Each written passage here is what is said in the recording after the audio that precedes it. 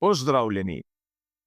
Na vrsto je prišel vikend posvečen veliki nagradi Japonske.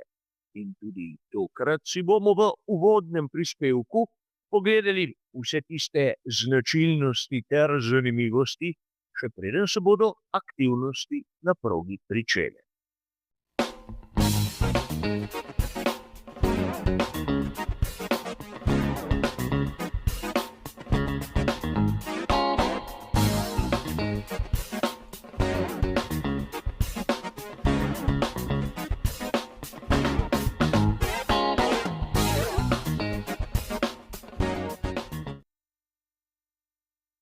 Kot običajno bomo tudi tokratni uvodni prispevek k veliki nagradi Japonske najprej začeli z pregledom tistega, kar se je na tej dirki zgodilo lani.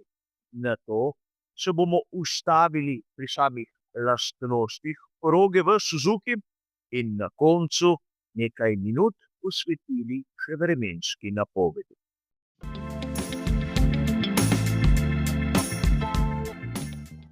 Na lanski veliki nagradi Japonske smo videli nekaj zanimivega. Na domači dirki za Hondo je Max Verstappen dobesedno pokazal, iz kakšnega testa je. Najboljši je bil na kvalifikacijah in na koncu tudi na dirki. Premagal je oba McLarena, kjer sta za njim bila Lando Norris ter Oscar Piastri, tako na kvalifikacijah kot tudi na dirki. In kot zanimivost, prvih 6 na kvalifikacijah je v istem vrstnem redu končalo dirko tudi na koncu. In za ljubitelje statistike moramo poudariti nekaj. Prav na veliki nagradi Japonske je Andrea Kimi Antonelli postavil 2 tako imenovana rekorda. Najmlajši vodilni na katerikoli dirki svetovnega prvenstva Formule 1 in najmlajši, ki ima do tega trenutka najhitrejši krog. Vem, nekaj zanimivega za ljubitelje statistike. A ne smemo pozabiti, da prav na veliki nagradi Japonske je prišlo do rošade med ekipo Red Bull ter Racing Bulls. Liam Lawson je stopil stopničko nižje, Yuki Tsunoda pa je prišel v garažo tik poleg zmagovalca Maxa Verstappena. A če pogledamo rezultate na koncu lanske sezone, bomo takoj opazili, da je Liam Lawson zbral več točk. Morda premik, ki ni koristil karieri Tsunode. Verjetno dirka kot taka je najbolj ostala v spominu ljubiteljem po tistem rahlo neobičajnem manevru Landa Norrisa pri izhodu iz boksov, ko je bil ob boku Maxa Verstappena in ni hotel spustiti stopalke za plin, ter je vozil vzporedno, dokler ni prišel do trave. Je bilo to v skladu z pravili? Načeloma ne, ampak v tem primeru je bilo vse, recimo temu, v sivini. Namreč pri McLarenu kot konstruktorskemu svetovnemu prvaku so imeli tudi v sezoni 2025 pravico izbirati garaže. In seveda tisti, ki ima možnost izbrati prvi, si izbere one na koncu, da nihče ne more pred njimi popraviti postanka in jih tako blokirati. Zaradi tega, ko je Lando Norris vozil ob Fastlane, ni ogrožal ali oviral nikogar. Če bi bil njegov položaj bolj zadaj, bi bila zgodba drugačna. Ampak velika nagrada Japonske v sezoni 2025 je bila uvod v tisto, kar smo spremljali do konca. Torej boju med Red Bullom Maxa Verstappena ter obema voznikoma ekipe McLaren. Na koncu, kot dobro vemo, je Lando Norris postal prvak z prednostjo samo 2 točk. Poglejmo si seveda sedaj, kakšne so lastnosti te znamenite proge.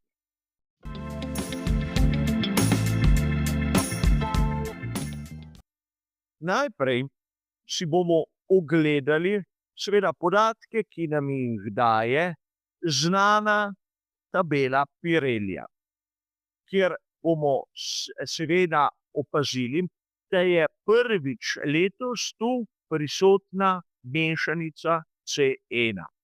Imamo tisto, imenujmo jo najtršo možno kombinacijo, ki jo sestavlja C1, C2 in C3. In to po svoje pomeni, da bomo priča izjemno visokim temperaturam, kar se tiče samih pnevmatik, in zapomnite si, kajti to bo izjemno važno. Če si pogledamo sedaj na hitro lastnosti proge, bomo verjetno takoj bolje razumeli, za kaj gre. Pospeševanje ima vrednost 3, medtem ko zaviranje vrednost 2. Nič posebnega. Ampak po drugi strani imamo stres pnevmatik na najvišji možni vrednosti, vrednosti 5.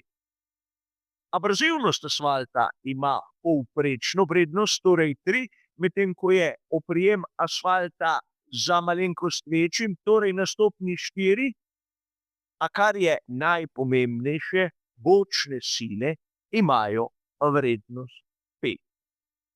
Seveda sama evolucija proge nam pravi, da bo ta malce nadpovprečna z vrednostjo 4, a nas najbolj zanima, seveda, zakaj imamo tako bočne sile kot stres pnevmatik tako visoko. Temu se bomo vrnili čez nekaj minut. Namreč, če pogledamo na tabeli Pirellija še tista 2 za nas izjemno pomembna podatka, bomo videli, da kar se tiče previsnih kotov, ni bilo nobenih sprememb med sezono 2025 ter 2026. Na prednji osi je ta določena na 2 stopinjah celih 75, medtem ko na zadnji osi lepo na 1,5 stopinji. Ampak zanimivo je spet pogledati tisti minimalni tlak, ki ga predpisuje Pirelli. Na prednji osi je ta določen na 28 funtov na kvadratni palec. Ko se bo pnevmatika segrela, se pričakuje pol funta na kvadratni palec višji tlak. In na zadnji osi 25 funtov na kvadratni palec. Skladno s tistim, kar smo videli na prejšnjih 2 velikih nagradah, je seveda jasno, da so pri Pirelliju dvignili tlak. A zanimivo je nekaj drugega. Če si pogledamo lanske vrednosti, bomo videli, da se je nekaj spremenilo. Namreč na prednji osi je bilo lani 24 funtov in pol na kvadratni palec, medtem ko na zadnji osi 23 funtov in pol na kvadratni palec. Torej, lani je bila razlika med zadnjo in prednjo osjo 1 funt na kvadratni palec, letos kar 3. Zakaj je to tako pomembno? Namreč ugotovili smo že po Pirellijevi tabeli, da so bočne sile izjemno visoke tu na progi v Suzuki. In rad bi vam pokazal eno izmed najbolj znamenitih fotografij v Formuli 1. Nika Rosberga na Japonskem leta 2016 v ovinku Degner 1. In verjetno vsakomur je sedaj jasno, zakaj so bočne sile tako visoke. Ampak to pomeni posledično zrnjenje ali graining. In zrnjenje je kombinacija učinka temperature in seveda tistih bočnih sil, ko pnevmatika zdrsne, zato tudi pnevmatike C1, C2 in C3, ki delujejo na najvišjih temperaturah in bi lahko omilile ta pojav. A videli bomo, kaj se bo zgodilo na dirki. Če si ogledamo malce simulacije temperatur pnevmatik skozi krog, bomo takoj opazili, da nam praktično potrjujejo tisto, kar sem malo prej povedal. Z rumeno barvo je seveda označena višja temperatura in vidimo, da v teh kombinacijah ovinkov je logično, da imamo tiste bočne sile, ki spravljajo pnevmatike pod stres in kar pomeni, da bomo videli voznike morda celo v kakšnih težavah. A zanimivo je še nekaj. Pri FII so se odločili, da na kvalifikacijah vozniki ne bodo smeli uporabiti 9 megadžulov v tistem kvalifikacijskem krogu, ampak samo 8. To pomeni, da ne bo potrebno imeti tako imenovane regeneracije v krogu, temveč bodo lahko šli na polno, brez tistega osovraženega klipinga. A videli bomo, kako se bodo zadeve odvile v resnici. Mi si poglejmo še vremensko napoved.